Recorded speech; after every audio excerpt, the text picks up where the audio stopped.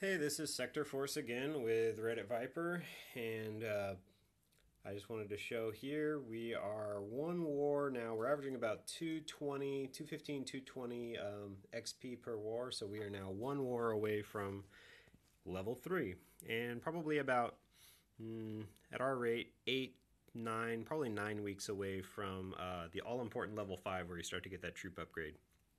How did we get there? Well, we have a green wall since clan perks started. So you can see that war with Airsplat was the first one with perks where they started tracking XP, and we have won every single one since then. So keep up the good work, guys. I wanted to detail 3 attacks from Team Spakol where we won by 22 points or 22 stars, excuse me, and I can find those 22 stars right here.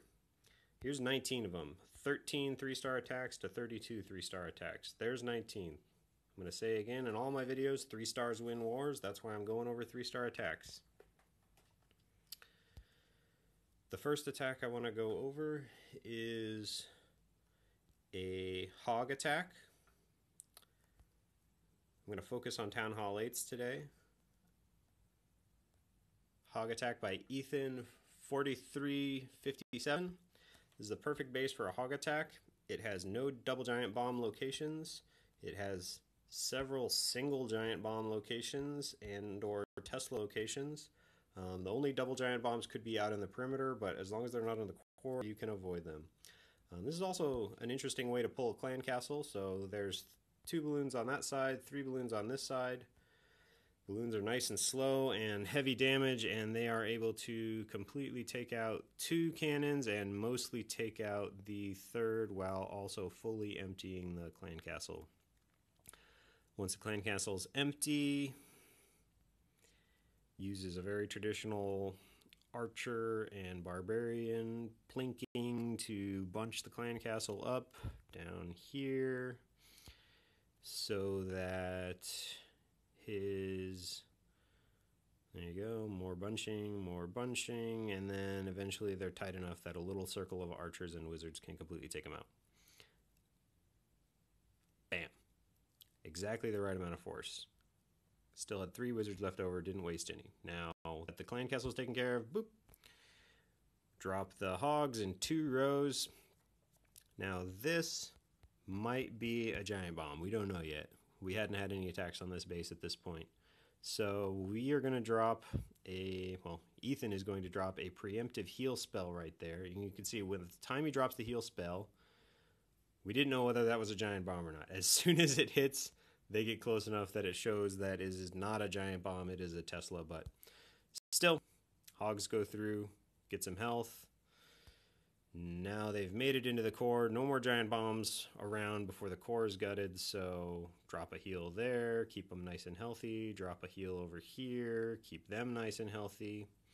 Now he still has a clan castle, 3 wizards, and the barbarian king. So here comes the clan castle. Now, at this point, we've seen enough Teslas that we're pretty sure these are giant bombs. So he drops this, it locks onto that mortar, and now it's going to go from mortar to archer tower to cannon, dodging those spots completely. So yes, there's giant bombs there. We know there's giant bombs there. We are able to path around them. Great planning on Ethan's part to be able to execute that since he's got no heals left. And then actually that's all the defenses. So now that all the defenses are gone, now their pathing becomes less predictable. They go for the storage, trigger it, but a single giant bomb can't take out hogs. So with all the defenses gone, single giant bombs don't really matter. So there we go. The wizards are down. The barbarian king's down just to perform cleanup duties. I'm going to zip through this. Nice 3 stars. Good job, Ethan. Okay. Another one I want to look at is number 29 by Echo Troop. This isn't actually Echo Troop's best attack. He took out a Town Hall 9 with a similar attack. But this is Town Hall 8 on Town Hall 8 violence that I wanted to showcase today, so we're going to look at this one instead. This is a Mass Dragon with 2 rage and 1 heal with Clan Castle Loons. This is a very tight air defense setup, so the very central air defense surrounding the Town Hall. This base actually Echo Troop identified something unique about this base, which is it is somewhat self-funneling. The way it's constructed, if you just pick off these peripheral buildings, which he does with a Barbarian King on that side and a pair of dragons on this side, once those peripheral buildings are gone, then this throat basically is going to pull dragons straight into the core and take out those air defenses. So this is a great base for Dragon Rage. So all those side buildings are gone. Now you can just dump your dragons. The goal with Rage, when you bring Rage with your dragons, you want to be able to blanket the entire core. Ideally, you want to be able to cover all 3 air defenses and the Town Hall with your Rage spells.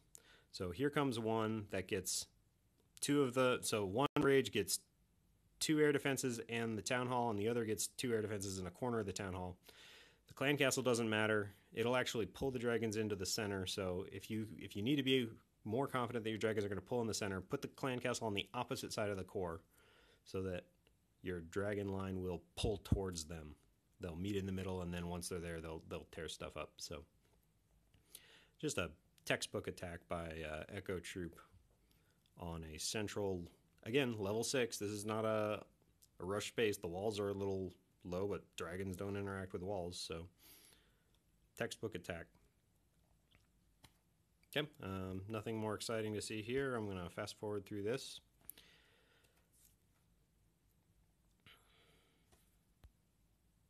I don't know, that Tesla could take out those 4... No. I don't think so. Okay. Good job, Echo Troop.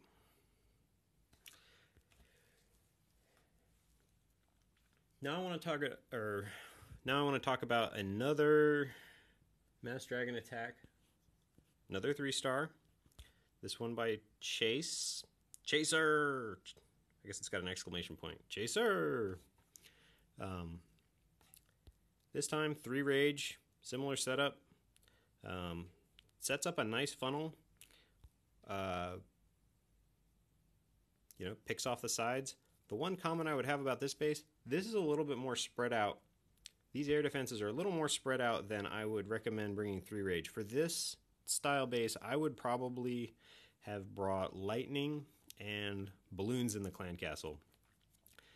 With the air defenses spread out like that, there's just too much that can go on with dragon pathing they become more unpredictable. The more buildings they have to go through, the less predictable they get. And there was a risk that they could miss that back air defense. And I'll call that out again. But let's enjoy this front mayhem here. So 2 Rages on there, blanketing the front air defenses and the Town Hall like we talked about. Here come the loons up right through the center. See, he uses 3 Rages to get the Town Hall and those 2 air defenses. If you're really precise with your drops and the air defenses are tighter, you can sometimes do it in 2 and bring another heal instead. Here's the moment I really want to talk about. So let's zoom in here. So we've got dragons on the Clan Castle. There's 2 dragons on the Clan Castle. Once the Clan Castle, so that air defense is firing on them, so they're taking heavy damage. Now, 3 dragons. So now 3 dragons go up to the mortar. 1 of them dies.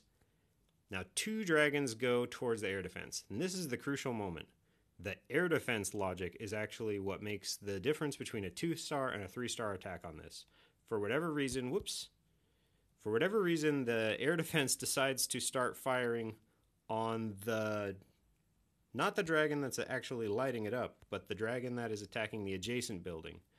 So if it had started firing on the dragon that was firing on it, that dragon doesn't have very much health. I don't know if it would have survived, and then this probably wouldn't have been a 3-star attack. So ended up being a great 3-star attack. Little tighter margin than I would recommend. Chaser, I gotta say, you got a little bit lucky right there, and I'm really glad you did. But as you can see, this mine right here, see, there goes that dragon. This mine right here is in a symmetrical location to that air defense, and it's actually the last building left in the core. So just imagine if that air defense and that mine were switched. We'd be firing, all these dragons would be gone. And that would be the end of our 3-star. So, turned out 3-star attack, great. It's all about improvement. So I'm gonna let this be a happy but learning moment. Okay, I want to talk very briefly about our upcoming attack. We are in prep day for a war with Greek kings, and on paper we look very evenly matched with them. So they have 2 Town Hall 10s, we have 2 Town Hall 10s, they have 25 Town Hall 8s, we have 25 Town Hall 8s, they have 1 Town Hall 7, we have 1 Town Hall 7, but if I could do math, I could tell you how many Town Hall 9s they have. But we have the same amount. 17, I think. So, if you're in a war and you want to say, okay, well, this looks like a mirror match, essentially. How close is this war going to be? You know, is this going to be a hard war or easy war? So I wanted to do a little bit more analysis, seeing as it was so close. So I went in, because I have too much free time apparently, and I analyzed the war. What max war armies did the Town Hall 8s have? That's just the metric that I picked. So what max armies did the Town Hall 8s have available to them? So the 3 max war armies that are relevant at Town Hall 8 are dragons, hogs, and then P.E.K.K.A. and golems that you can go wipe. So Reddit Viper, we have 22 of our Town Hall 8s have level 3 dragons, compared to 21 of the Greek kings. We have 9 Town Halls with mass hogs. They have 4 Town Halls with mass hogs. We have 6 with level 3 P.E.K.K.A.s and level 2 golems. They have none. In fact, I don't even think they had level 3 P.E.K.K.A.s at all. So, considerable advantage in offense. Let's go check out the defense. So the 2 defense metrics I looked at were average walls. So if you had more than 50% of one wall, what wall was it? And the lowest level air defense. So if you had 2 level 6s and a level 2, I called that a level 2 because you could lightning one of the 6s and just deal with the 2. So average walls, let me zoom out here. We have 10 at 8, 7 at 14, and 1 at 6. Excuse me, I said that backwards. We have 10 at 8, 14 at 7, and 1 at 6, compared to their 5 at 8, 18 at 7, and 2 at 6. The lowest air defense really is what's going to chew up. Unfortunately for them, their main attack is Mass Dragon, and we have 21 bases with all 3 level 6 air defenses, and only a couple lower. They have some very much lower. They have 2 bases where their lowest of the 3 air defenses is a level 2. So hopefully those will get taken advantage of. Any of those 6s, we almost have enough we